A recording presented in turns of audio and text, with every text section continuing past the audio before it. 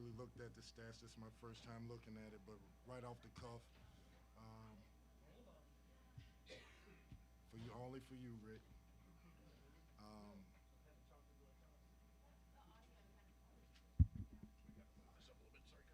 you ready? Right off the cuff, guys, I think it's important to say, like when we scheduled this game, and after I watched film, that's a pretty good team we just played against, a scrappy team. They're going to beat a lot of people. They fought, they shoot the three, they drive you, they force you to help. If you can't keep the ball in front, they're coming at you. Um, I thought we needed this win, and we needed it for the guys in that locker room. So for me to sit here and talk about strategy and this and that, they fought for a win and they got a win. It wasn't pretty, but we executed. I think they said every possession in the second half except 7, we got the ball in the paint. That's pretty impressive. That's the way we want to play. We want to attack people, and then we want to play unselfish. Questions? Hey, Kenny, when you go into halftime trailing by 8, was there a player who stepped up to be a leader, and I've talked to the guys, or was it, just more so, things coming from you and things that they can work on after the first half? I don't really know if they talked amongst themselves before I got in the locker room. To be honest with you, I went in the locker room and I jumped Trey White. You're not going to play that. You didn't come here for that, to play that way. You're not. You are a stat sheet filler. I need you to defend. I need you to rebound. I need you to share the ball. I need you unselfish. If you think in your mind that you're going to win the game for us and play at your pace and do it your way and try to win, it's not going to happen. You will look bad. I need you to play unselfish. I need you to rebound. I need you to pass. I need you to be a willing passer, and I need you to be about your teammates. If you can't do that, you got to sit. I think he made the adjustment better in the second half, and the same for Sky. Listen, at the end of the day, as a coach, you have to challenge your best players. You have to. I need Sky Clark to play to get 10 assists. He's going to score. You're playing basketball to get 10 assists. If you do that, the rest of the guys on the team will play within a rhythm. Then we're a really good team. If you play to score, we're not going to be a good team. We look selfish. But again, hats off to Brandon, 10 rebounds. Mike James, I say it all the time, if you had 8 Mike James, you don't lose. His will, his fight, it's not about his talent. It's about his work ethic, his professionalism, coming in every day, just fighting to get win and fighting to get better. What happened at the end of the game? Take us through. You have the ball. You could hold it for a shot. Look, you were talking about Trey. Looked like he kind of forced that, but then he also, I'm not sure, he got it back. I guess he lobbed it up to JJ. We work on that in a drill every day where if we miss the shot or something, we tip it up in the air so that the other guy can dunk it. And, I guess it paid off. I told him in the locker room, isn't it amazing how everything that we practice, and from the outside looking in, it may not look like it, but every single thing that we practice is vital to us winning. Retreat drill, keeping the ball in front, boxing out, not looking at the ball in the air, going to find a body, getting in the lane, kicking out, accelerating through layups, all those things, making the extra passes, stunning and making it tough twos opposed to sagging in and giving up a 3. Everything that we practice religiously, hard from a fatigue state, translates to winning. I just need those guys to understand, and this is new. This is still a young team, but I need them to buy into that. And don't worry about how hard practice is. Worry about why we're practicing that hard. UMBC lost one of its guards to foul trouble early in the second half, had 2 others with 4. How much did that impact your strategy and your desire to attack the basket? I love the fact that we got them in foul trouble. I love the fact that we shot a lot of free throws. I hate the fact that we missed a lot of free throws. What happens if we make another 8 free throws? Like, what happens? What happens if we make all our free throws? We're a good shooting team. make your free throws. Like, you did the hard part, drawing the foul. Now go up and finish them. Finish the game. I love the fact that it was hard-fought game. It could have went either way, but we fought out a win. We're 1-0. Kenny, how much did you guys kind of need to win like this, given last year so many of these kind of one-possession games didn't go your way? I think it's everything. I think for their morale, when you see in the locker room the guys are excited, yelling, screaming, jumping up and down, even though they didn't play great, I think it becomes obvious as a coach just how important and how fragile winning is.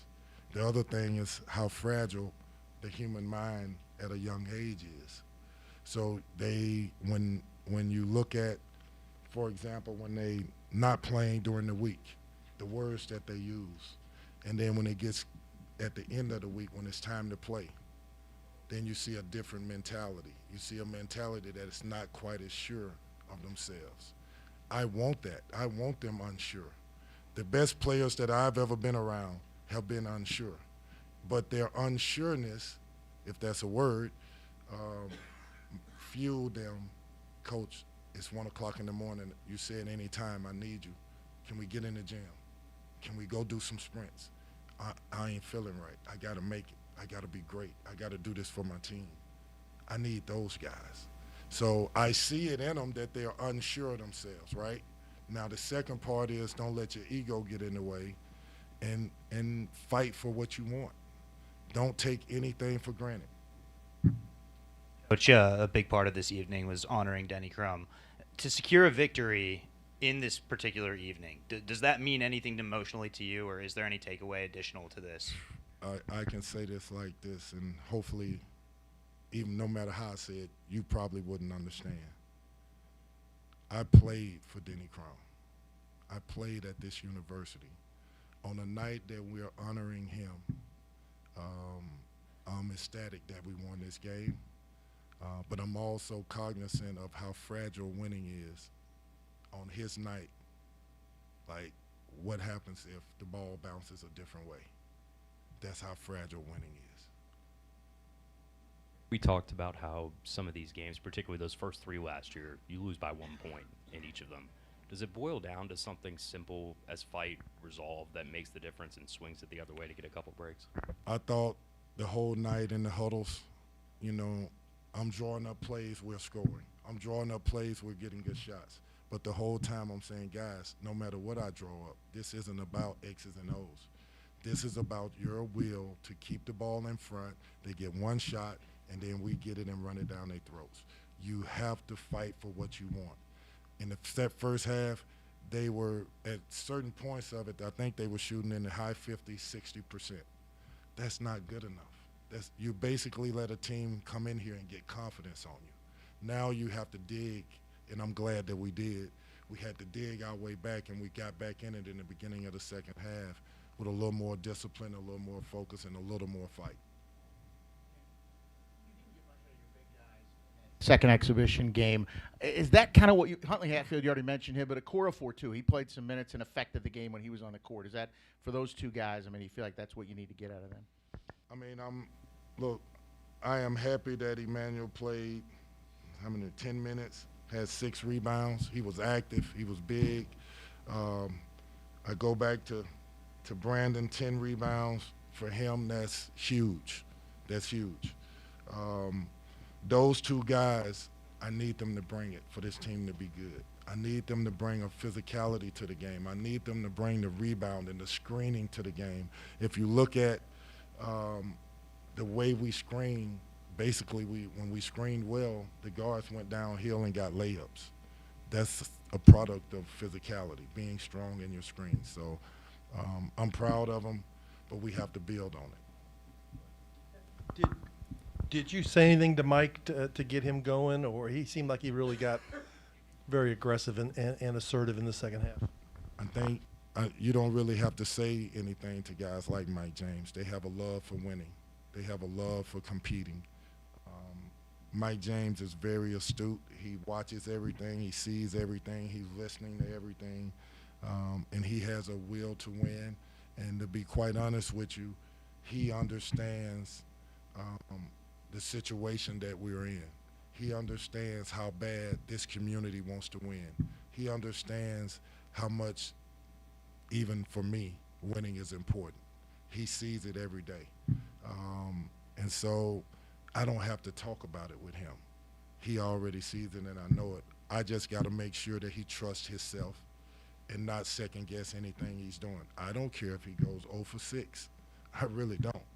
I need your heart. I need your heart. I need the way you care about your teammates. I need your fight. If you shoot the ball, great, great. If you don't, you still impact winning with your spirit. I love that about Mike James. Yeah, Kenny, Tyler has been someone that you've talked about during the preseason, just, needing to work more defensively, but he played 12 minutes, I think, in the second half. What have you seen from him over the past week that made you, trust him in this big moment down the stretch, playing a lot of minutes? Just watching him in practice, watching him in the few games, the exhibition games that we played, really looking at the film, you can see he's going to help us. He brings a dynamic to this team that we need. I just got to get him to understand that your discipline is vital. You're the smallest guy on the court. You can never take a moment and relax, because then you become, as they say in elite basketball, you become a cone. And a cone is the little orange thing that's on the court that you shoot over all the time. You cannot become a cone. You better be the fightingest little Mighty Mouse in the country. That's what he has to be to survive amongst giants. Kenny, you had Tyler and Sky playing together. Was that a byproduct just of UMBC being smaller, or do you like having 2 point guards? I like them on the court together. I can't, in my mind, I can't start them together because I need one of them to have a backup for the other. But there are stretches in the game. The way that Sky Clark shoots the ball, his feel for scoring, sometimes it's better for him to be off the ball and just mix it up. What I'm really hoping is that as this year goes along, that we become one of the best defensive teams in the country. It did not look like that tonight. As this year comes along, as it goes along, I need those two to create havoc on the offense with their pressure on the ball, with fighting to keep the ball in front. And then I need Dennis, Brandon, and Emanuel to clean up anything that gets past them. Then we got a pretty good defensive team.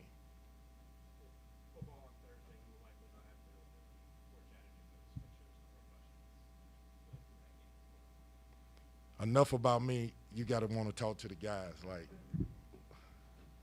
you got a question?